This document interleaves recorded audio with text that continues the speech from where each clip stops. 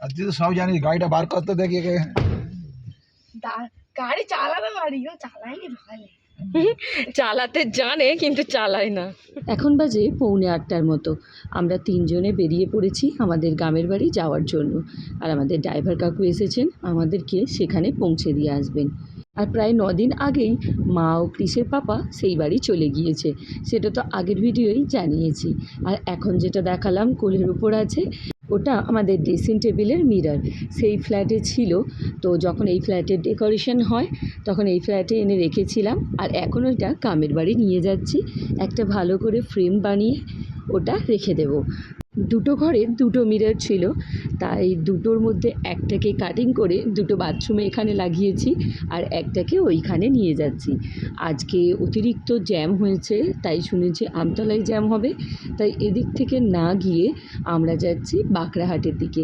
আর এই যে রাস্তা চলে গেল আমার বাবার বাড়ির দিকে, এই রাস্তা দিয়ে গেলে খুব ভালো মতোই বোঝা যায়, কারণ এই রাস্তায় বেশি গাছপালা, ফুলের, তারপর কত রকম পাতাবাহার। তো এখন ওটা ক্রস করে আমাদের বাড়ির কাছাকাছি চলে এসেছি। এখন 1 সপ্তাহ গ্রামের বাড়িতে থাকবো, কারণ এই উইকে ভোট আছে আর ক্রিসের এই উইকে বাকি 3 দিন অনলাইনে ক্লাস হবে।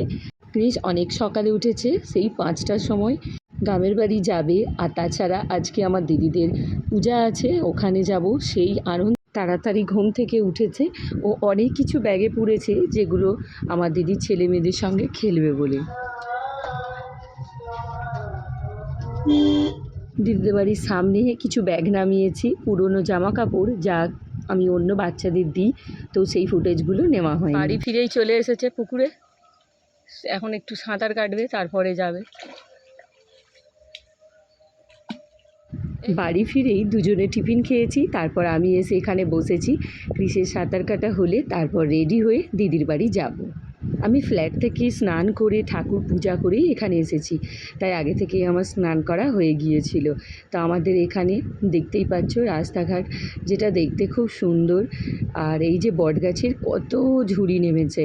তো এখন দুজনে হেঁটে হেঁটে দিদির বাড়ি যাচ্ছি, বেশি দূরে নয়, এই মিনিট 5-এর রাস্তা। আগে আমার দিদির বাড়ি, পরে তারপর আমার বাড়ি। বাবা মা গতকালই দিদির বাড়ি চলে এসেছে, আর যখন থেকে শুনেছে ক্রিসের মনটা ততই খারাপ হয়েছে। এখন দিদির বাড়ি চলে এসেছি। আমার দিদির ছেলে যত জায়গায় ঠাকুর আছে সব ঠাকুরকে আজকের দিনে ফুলের মালা দেয়, তো সেগুলোই পূজা করতে বেরিয়েছে। এখন দাদা, বৌদি, দিদির মেয়ে আর দাদার মেয়ে চলে এসেছে বাকির একটু পরে। আর দিদিরা সকলে দাঁড়িয়ে আছে এখানে এই পুকুরে স্নান করে সেখান থেকে দণ্ডি কাটার জন্য। আমার দিদি ও দিদির ছেলে প্রতি বছর দণ্ডি কাটে। গত বছর দিদির ছেলের মানসিক পূজা দেওয়া হয়ে গিয়েছিল, আপনাদেরকে দেখিয়েছি, একটা ঠাকুর দিয়েছিল, তাই দিদির ছেলে আর কাটছে না। তবে আমার দিদি এখনও দণ্ডি কাটবে।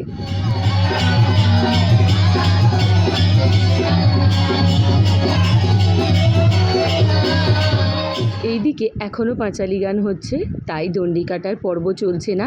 এই পাঁচালি গান শেষ হলে তবেই দণ্ডি কাটা শুরু হবে। তবে এখানে ওনারা অনেকক্ষণ থেকে পাঁচালি গান করছে, এত ভালো হয়েছে তাই এখনও গান চলছে। এখনই সন্ধ্যা 6টা বেজে গিয়েছে, আর এই সময় ওদের দণ্ডি কাটা শুরু হয়েছে। গত বছর তো বৃষ্টি হয়নি, কিন্তু তার আগের বছর প্রচণ্ড বৃষ্টির মধ্যেই এখানে সবাই দণ্ডি কেটেছিল। এখন চলবে ধুনো পোড়ানো, যেটা ওদের এখানে খুব ভালো হয়। তো এটা দেখার জন্যই অনেকক্ষণ থেকে বসে আছি। আর আমার দিদিও এখানে আজকে ধুনো পোড়াবে। যে যে মানসিক দণ্ডি কাটে অনেকেই এখানে ধুনো পোড়ায়, আবার অনেকে পোড়ায় না। তো এখন দিদির মাথায় দেবে, তবে তার আগে আরেকজন বসেছেন, ওনার মাথায় চলছে। ওই আগুন জ্বালিয়ে ধুনো দিয়ে যে ফুলকিটা তোলে, ওটা দেখার জন্য অনেকেই দাঁড়িয়ে থাকি। তবে একটু দূরে দাঁড়ায়, কারণ এই যে ধুনোর গুঁড়োটা বালির মতো চোখে উড়ে আসে। আমি অনেক জায়গায় এইরকম ধুনো পোড়ানো দেখেছি, তবে দিদিদের এখানে এটা একটু বেশিই ভালো হয়, তাই এখানে এটা মিস করা যাবে না।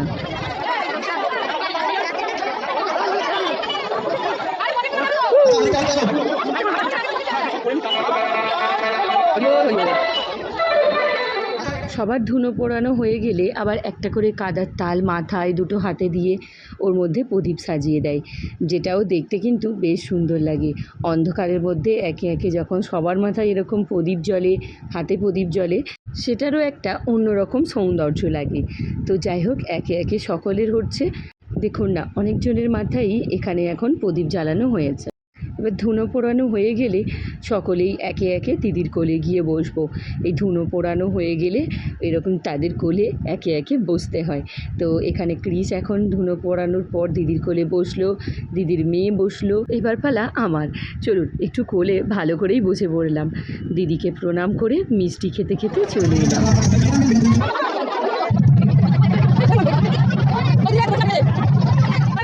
দিদিদের এখানে প্রথম পঞ্চানন্দ পূজা হয়, তো সেটা শেষ হয়ে গেল।